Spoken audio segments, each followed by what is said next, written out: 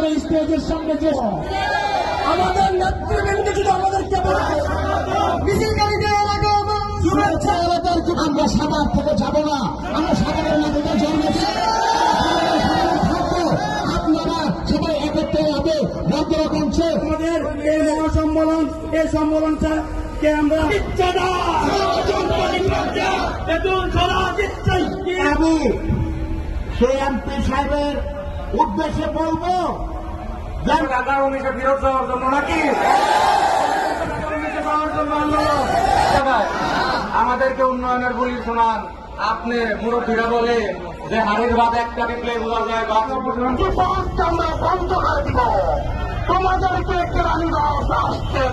কেরানীগঞ্জ থেকে সবাই